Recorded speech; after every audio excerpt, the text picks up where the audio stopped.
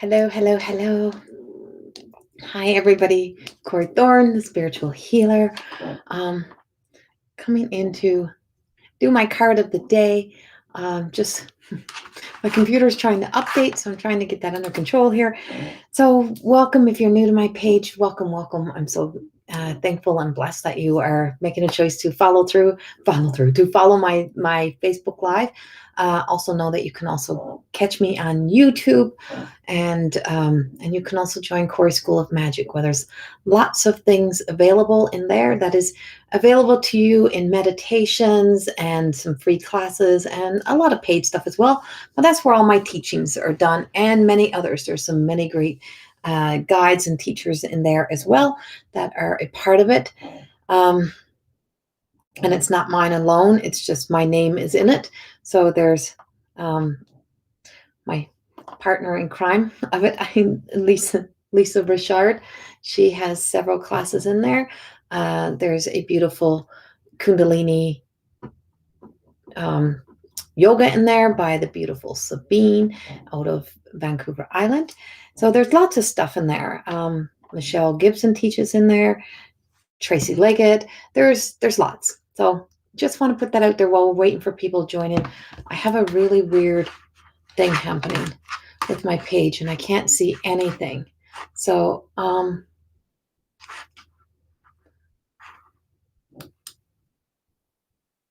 good morning, Felicia. There we go. Okay. So I'm kind of rambling on here because I can't see my page.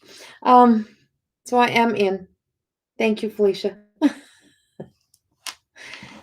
Just bringing up on my phone so I can also see the comments, because I'm still not seeing all the comments here. So welcome. Today we are on card number 27. Yesterday I started this card number 26, but I got played yesterday by the cards. They played me a little bit yesterday. So it's because you're there, is it? Hello, Paula and Tina and Felicia. Hello, hello, hello. So yesterday, yes, my cards played me, and I ended up doing a big talk that I wasn't expecting to do. And I know it wasn't a talk that was for everybody, but it's definitely a talk that is about my journey to more than existing, and about a truth, and being able to speak that truth without shame.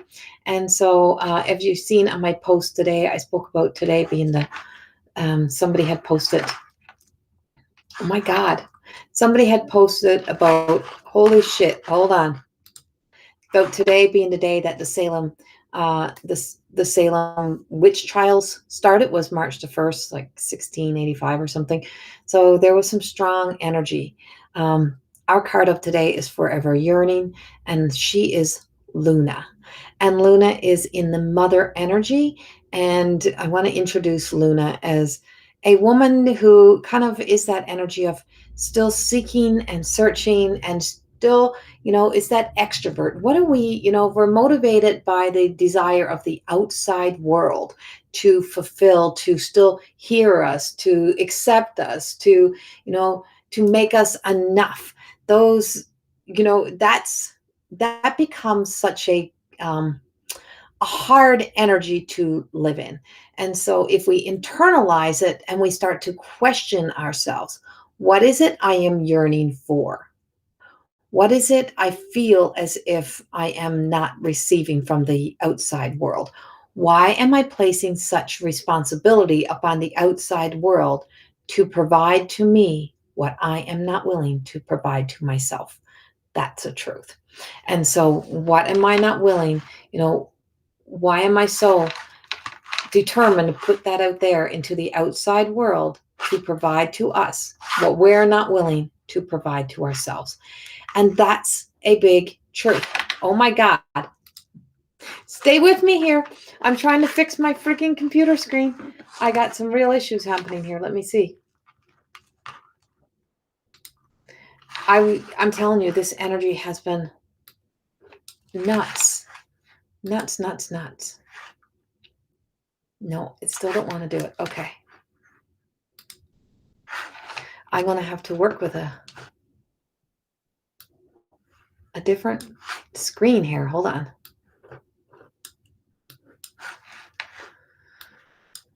stressing me out. Not much stresses me out, but that stressed me out. Okay. Good morning to those who are joining in. I can't see fully who's here and who's not here. My Be Live on my screen is not, it's not coming together so I can see everything at the same time. Everything is all over the place. It's like all the scattery little look on my computer screen, but the computer just told me that it needs to update for the Apple update. So I think maybe that's it that's causing it. So I'm just going to ignore it and I'm going to pretend like it's not happening and go back to, I'm yearning for the computer to just, for everything to just go smoothly today, for them to not interfere. But if you look at the beautiful dress that Luna is wearing, it's, we look at the moon and the moon being that energy, and we want to bring we're expecting the moon to change your life. So, oh my God, there's a full moon, there's a new moon, waiting for the alignment of the stars, the universe, to bring to your world, to your life, everything that we want. It's like, I'm waiting for the alignment of the stars. It's like, I got to do this on this day. I can only do this when the full moon comes. I can only surrender. I can only let go. I got to wait for the moon. And then the moon comes and happens, and then your life don't change. And you're like, well, that's bullshit. The moon didn't change my life. And so that whole wanting everything to be the responsibility of everything outside of ourselves becomes such a crippling thing to you. And it's true. It's like, I see this all the time. Oh, I'm going to go to ceremony, and after ceremony, then my life is going to change. No, that's not how this happens. And that's not how the energy works for you. It's you bringing it internal and using the internal energy to take action steps towards the change that you want to make. The moons light up the parts, the aspects of us that we are not willing to face. It shows us the light in the dark. So it shows us the parts of the shadow that we are nurturing the most, the parts of us that we are giving our all to. And most times it is not the truth of us. It's not the real us. And so when you look at her dress, it is a turquoisey color. And that is reaching into the light of the divine, and really truly open your arms into accepting that the divine is trying to give you the messages. But the messages are hard messages. And I often get that with my work. It's like, well, you didn't give me the fluffy stuff. I wanted, it's like, well, you're no good because you're not fixing my life for me. It's like, no, I'm not going to ever fix your life for you. And that's the truth.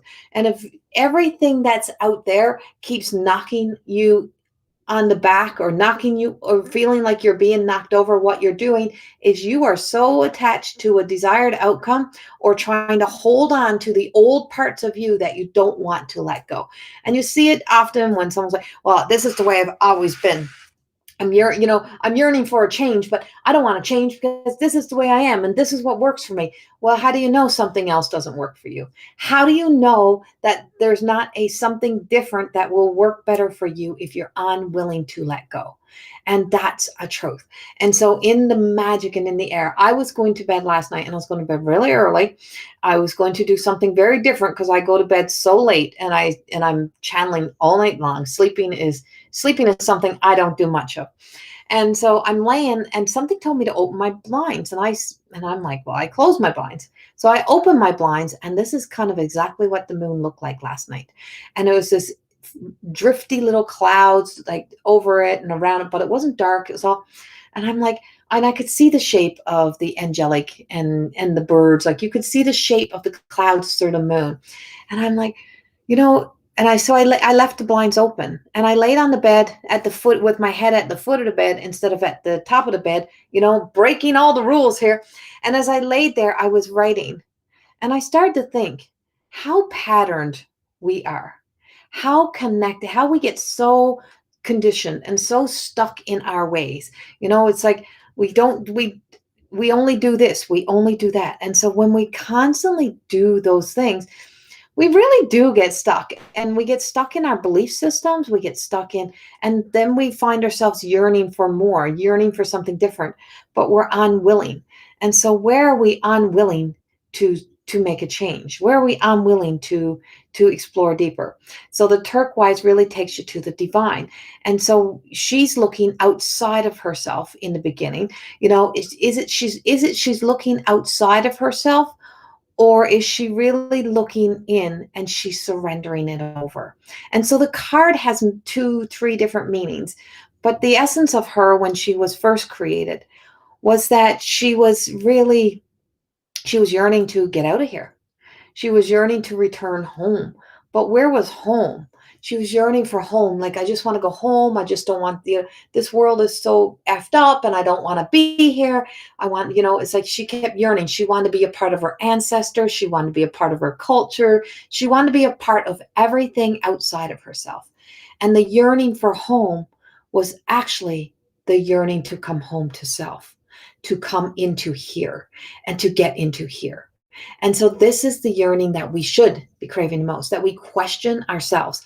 And I always, and I talk about this often. I always talk about, that whole, I'm not getting, the card pops up and I'm like, I don't want to hear that message today. So we leave, right? I don't want to hear that message. Well, we do that through our lives. We don't have the patience to stay, to see the happy ending, to hear the happy ending, that there may, just because it didn't look like it suited you, just because it wasn't for you, we didn't stay to the end, right? And so I just finished writing a whole book called The Way. And all the way to the end, I had one title. When I wrote all the way to the end, and I'm like, I thank myself for, I'm very thankful that I had the patience for the first time in my life to stay and to see things all to the end, to take the journey, to see this alignment of everything to the end. Because to see it to the end was to be able to then to see the truth of me, to see that no matter what else is happening, no matter what insecurities I may be feeling, I just kept moving past them. I just kept going. I just kept getting there. The Way was wrote about not where I used to be, because that's what all the other books are about. This is about where I am. And I had to change everything. I had to walk away from a lot. I had to leave a lot. And I've been like 20 something years in constantly shifting and changing and shifting. I've been my whole life doing that. But I really truly seen the power and the strength that I have within to always have the courage to know that I may have stayed in things too long. I may stay, but I've had the courage to get myself to the end, to see myself at the end, to take ownership and responsibility for my part. And that's what you have to really recognize. When you start to question yourself, you're not picking on yourself. You are starting to really stop yearning for everything outside of you to be continually providing to you what you are not doing for you on the inside. And there's such truth to that.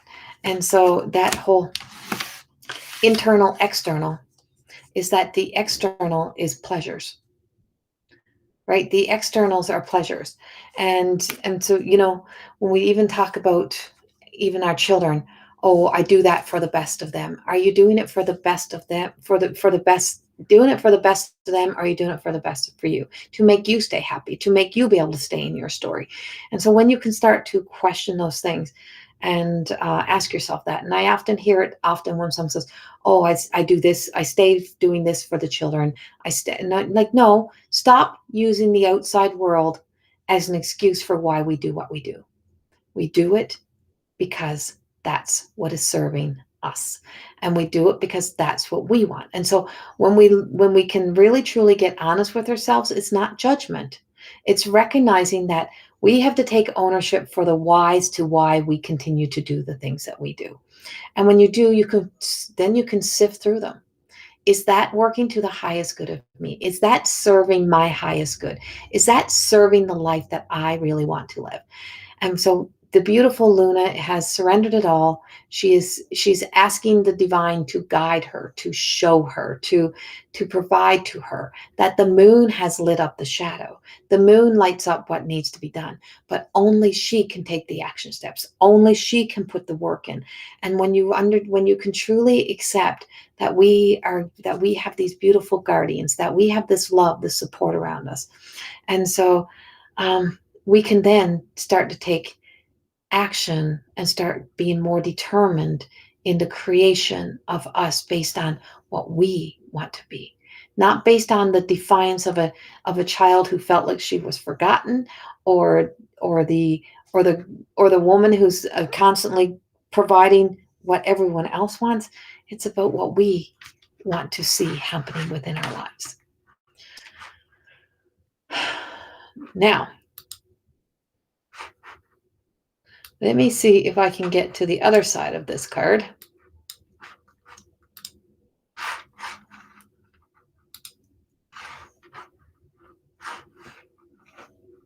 This is the weirdest thing ever. I don't know what's happening. Okay. I want to be able to get over here. I have to keep moving the screen around, try to do this. So,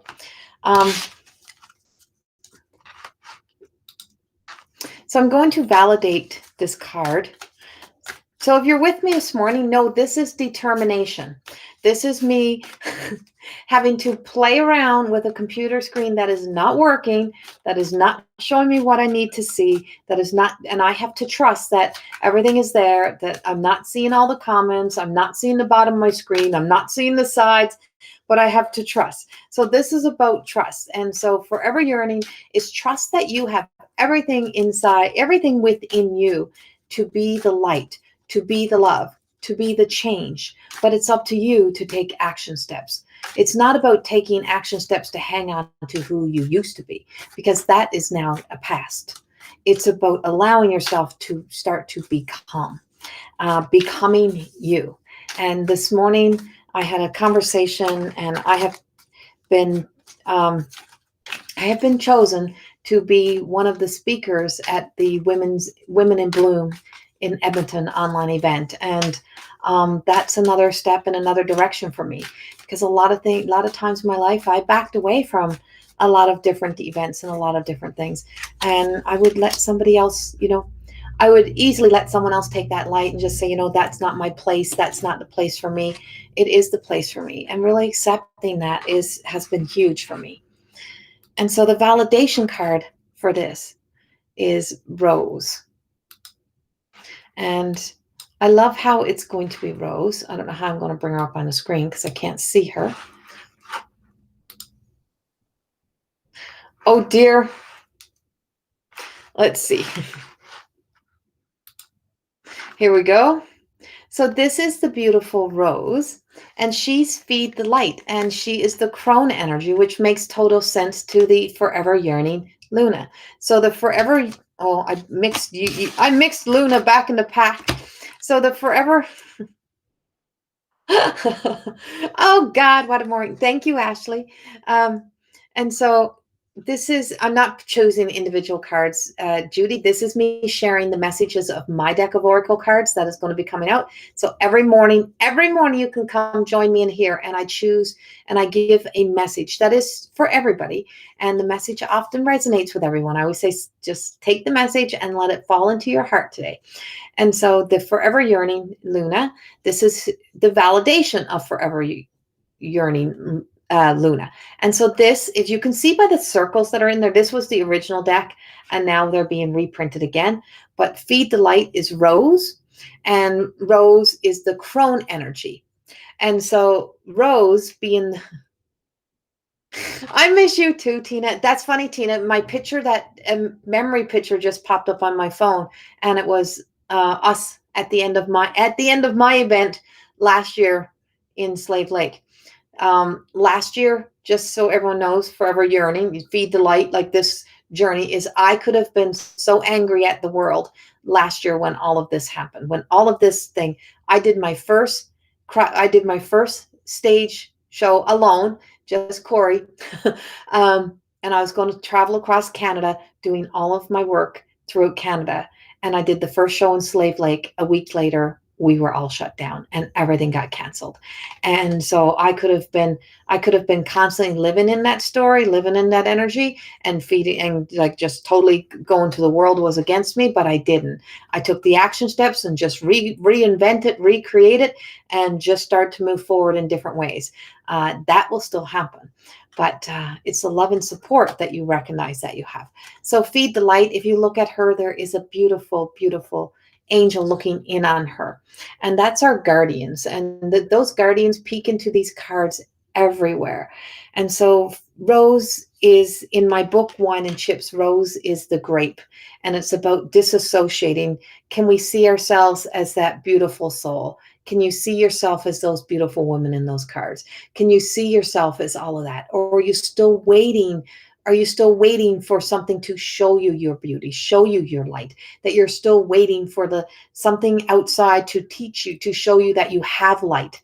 Are we drinking that Kool-Aid, that we believe that we have to be charged up first, that we have to be given that light, that someone has to teach us about that light? No one teaches about your light. When I teach Reiki, I give people keys. I don't give people light. And there's a big difference. I give people the keys to believe in themselves. And that's my whole work, even in this, is that I don't provide you the light. I don't provide you a dictation of who you should be and how you should act. I tell you that you have it all inside of you, and you have some great wisdom in there. And learning to trust your wisdom and learning to really trust that and not keep avoiding you.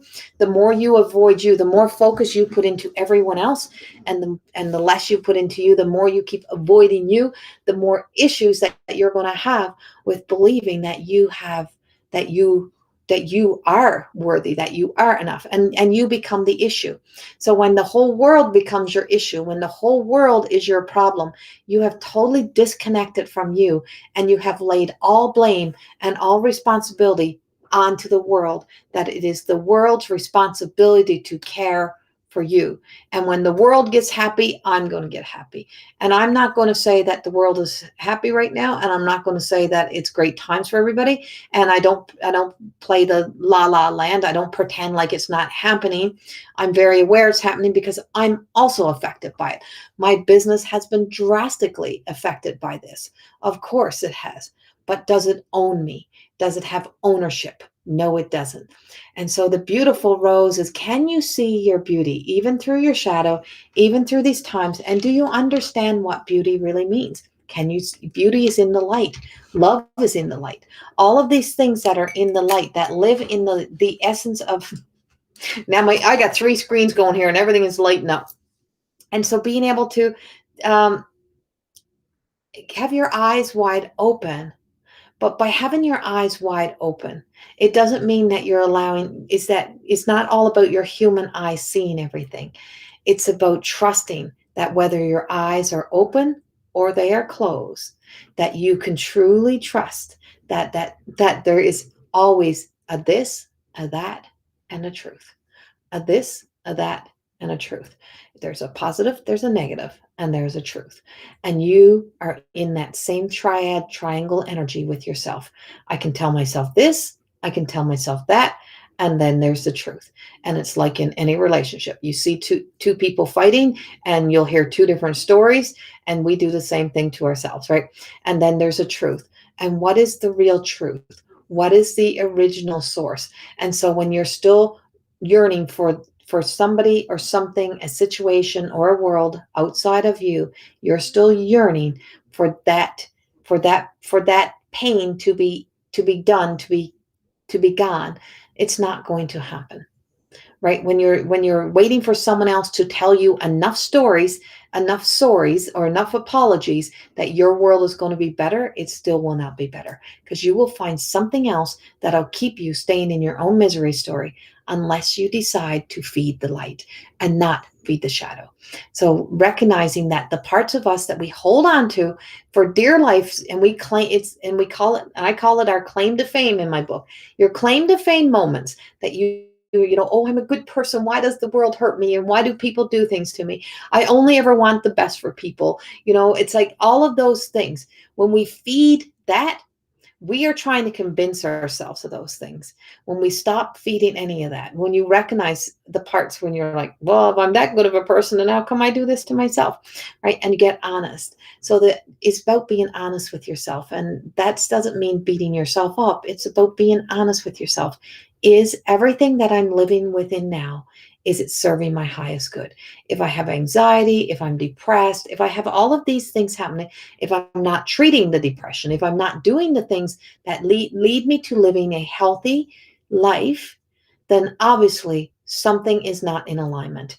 And I need to look beyond the fact that I may have something that's physically wrong. I have to think of, what did I allow to be formed, did I allow to happen long enough that it manifested into this kind of physical pain within my body that came from out there? And when you can start to do those things, you really start to see that there is um, many stories within us, and we live in those stories, and we realize how much we are dependent upon the outside world, the material world, the matter, the things that are out there. And I say, it's like we've diluted, we have even diluted evil, like the word evil. It's like, if someone is, it's like, oh, they really weren't that bad, they didn't really mean that. Or yeah, if somebody intentionally sets out to destroy you, then they intentionally have something that is deeper inside of them, that if they're willing to take another human being and destroy another human being, or destroy another human being's life, there is a serious issue that is not yours, that you can never repair. And that's a truth. And when you can start to look at those things, look at it differently, um, you'll get a whole new outlook for life.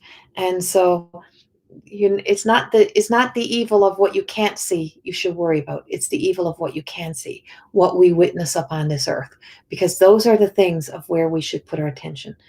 I don't know why I keep getting the same repeat thing of somebody watching, and it just keeps going by and by and by, and it's the only thing that I'm seeing. I don't know what's going on. um but that's the same thing with my Zoom today, right? So there's a lot of energy out there today that may make you feel like you should question yourself. And sometimes you got to ask, is this my energy, or is this somebody else's? Because you don't need to put your attention onto the energy that you're picking up that is not yours. You need to put your attention on your energy that is persistent and consistent in your life. So persistent and consistent, but never serving the highest good. And there's a whole lot of it, because remember this: love does not hurt. And if love is hurting, and if love is causing pain, then that means it is not love. So if even the love that you think you're providing to yourself is hurting you, then it is not love. It is far from love. Pay attention to that, and to start to feed and fuel the things that actually start providing love.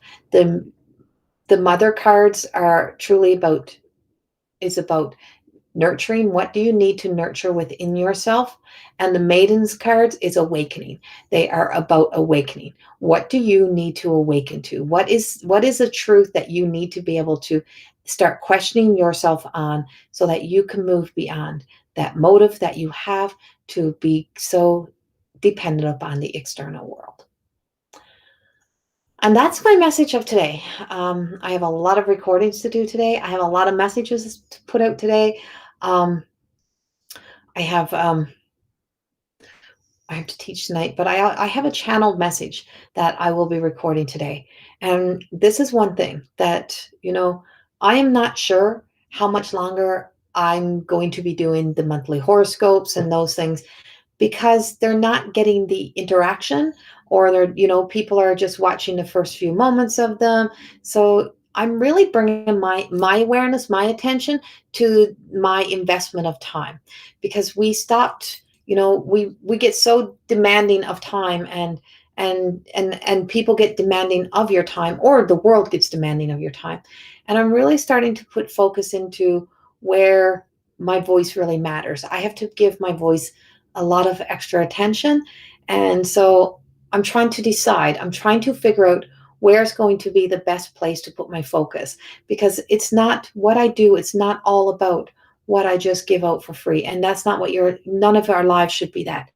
Our lives should not be about any people being in our lives just for what they can get from you. It should be because they truly want to sit with you and to be able to honor that light.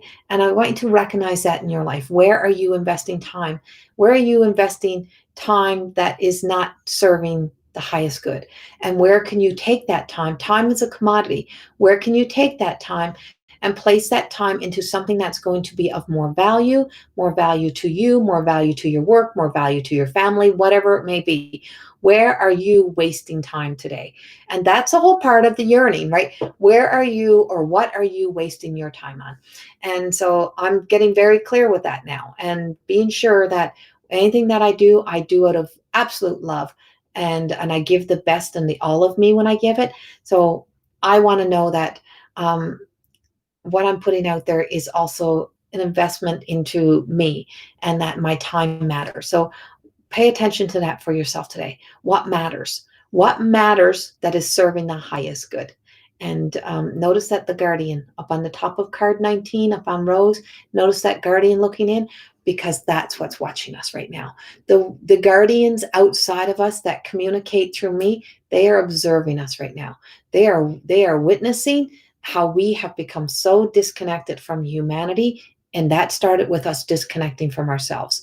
And in order for us to return to there, we have to start to return home, and not yearning to go home out there. It is about the home where we're placed, because we are freaking human beings, and showing each other dignity and respect, and understanding that we are all human, and we're all going to have moments, and we're all going to have, experiences, but we are valuable. We are all valuable. And that we should treat ourselves as if we're valuable. And when we treat ourselves as valuable, the world treats us as valuable. And those around us treat us as valuable. So if you are discounting you today, if you are disconnecting from you, if you are letting yourself be Rose the grape that gets to sit on the bottom shelf, she squished and molded into everything else, then truly take a good look. And what are you investing into today? Because sometimes those investments are costing you more than you can afford to lose. So if the investment is costing you more than you can afford to lose, it is time to make a change. Much love. I will be back again tomorrow morning. I teach tonight. I'm really trying to get an evening time in here, but I don't know. It's not working. It's not working out for me. And I trust the universe that they're not allowing it right now. So I really truly trust me. I trust the universe. I trust the guidance, because I live by my intuition, by trusting that it's not the time, and not by my ego desire of saying, oh my God, I need to get in there because people need me. No, nobody needs me. Nobody out there. People love me. People love me, but their day will be just fine without me. And when you can accept that, that's a big change in life. So that's staying humble and trusting that this journey is also about you. So what are you going to do for you today? Stop yearning for the whole world to provide for you. Mwah. Much, much love. So back to you. Back to you. Much love. Have a beautiful day, and I'll see you tomorrow for sure. Rest, I'm not guaranteed.